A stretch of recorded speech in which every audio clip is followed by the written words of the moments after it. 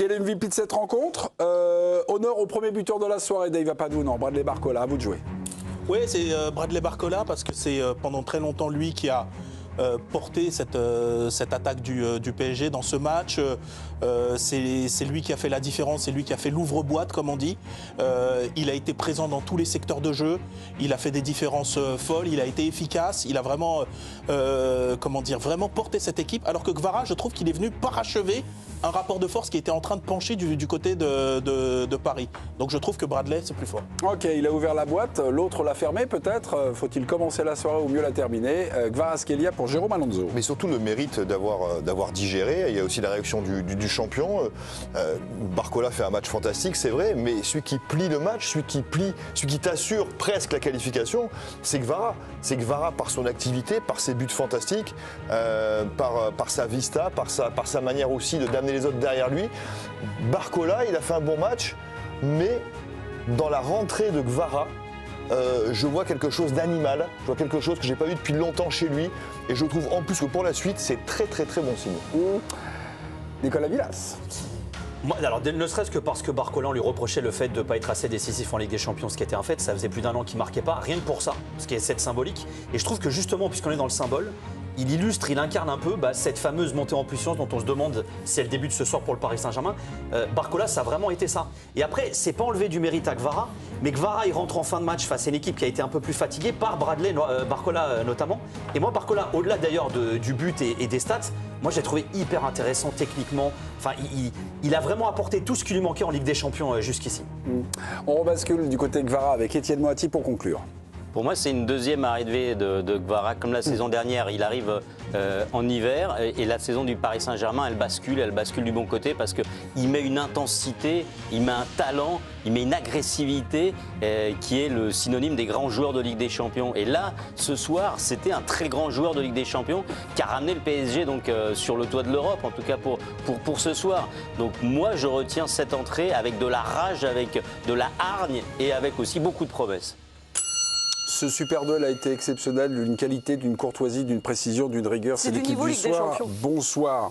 Enfin, après 16 ans. Et Jérôme Alonso, Étienne Moati vote Kvara. Apadou Villas vote Barcola. Présidente. C'est un très beau duel. Ouais, je trouve, ouais.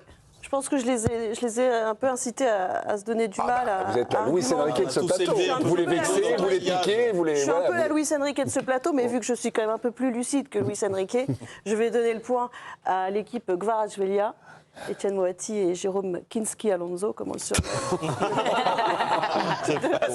Non, il a fait plus de 17 minutes de jeu ce soir. Il a fait plus de 17 minutes de jeu ce soir. Parce que c'est lui qui qualifie quasiment Paris en fait en quart de finale.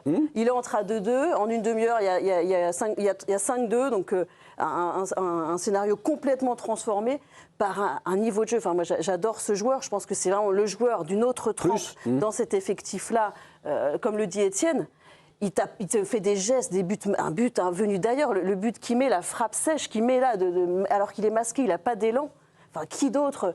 Alors Dembélé a mis un but super, mais c'est lui aussi un joueur que voilà, on va pas refaire sa carrière, sa dernière saison. Mais Kvara, ce soir, il te change le match, quand même. Parce que tu dis oui, le rapport de force était en train de basculer, il y avait 2-2, et j'étais pas en train de voir à la 62e quand il rentre. Enfin, le 3-2, c'est pas lui, un PSG en train de il rentre en action vraiment à 3-2. Le 3-2, c'est pas lui. Non, mais il entre à 2-2. 62e. Oui, mais c'est pas lui le 3-2. Oui, tu t'es trompé, Dave. Le rapport de force, il était en train de changer. Et on a dit, on vient d'expliquer que Chelsea à 2-2, ils sont arrêtés de jouer. Et maintenant, vous réécrivez l'histoire. Ah bah si. Écoute, c'est pas grave, Dave. T'as regardé beaucoup.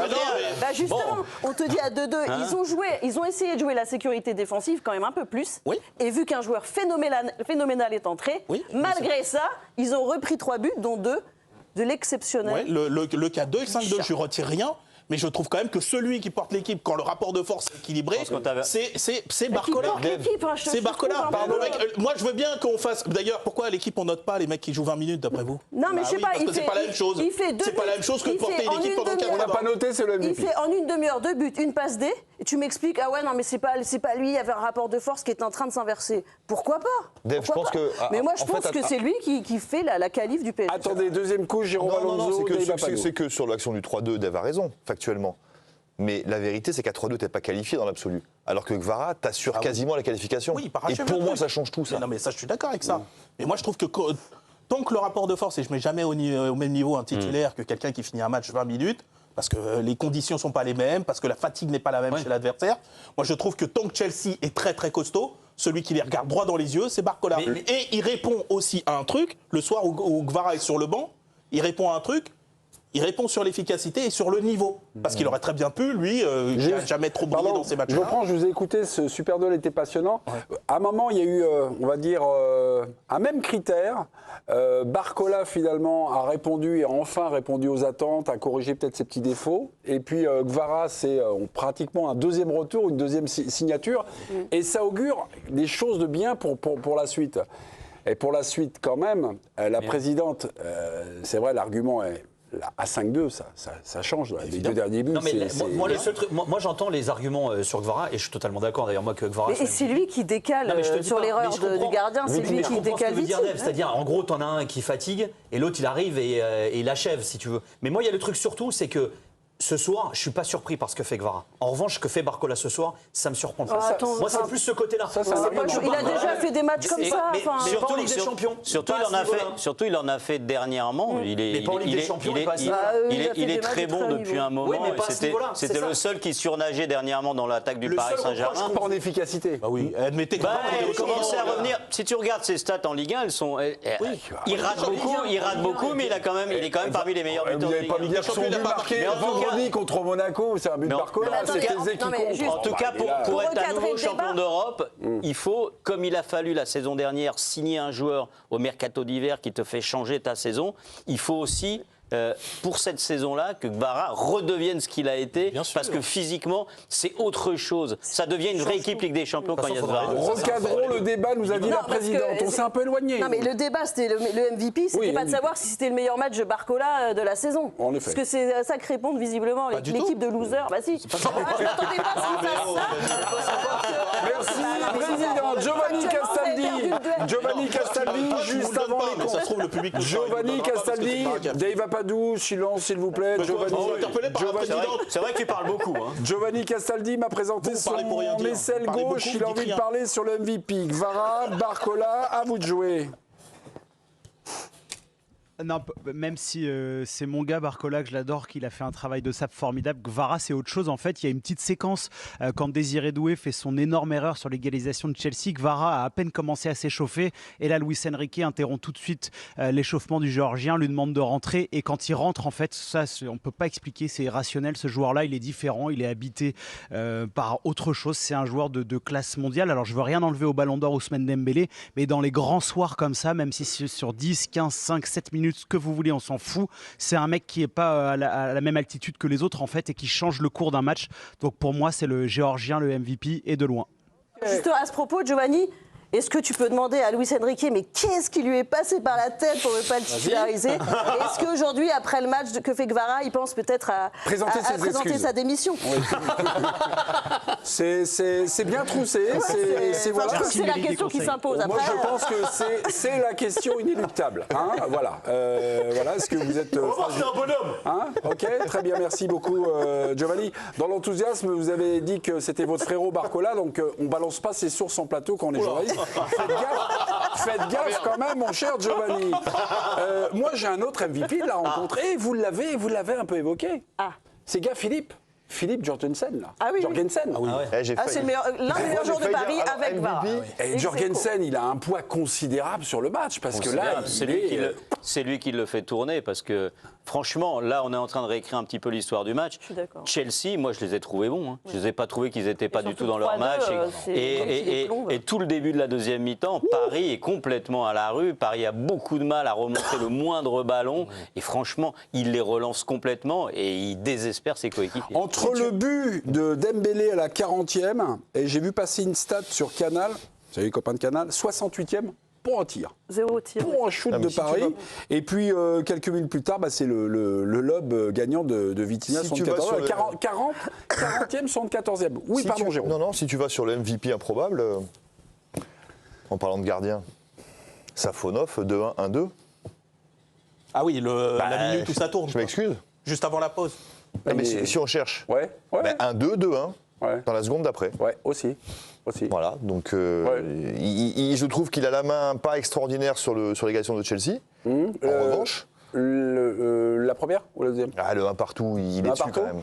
Il espère de faire son grand geste là, qui Il y fait a, parfois. ça. il y a péno pour Malo.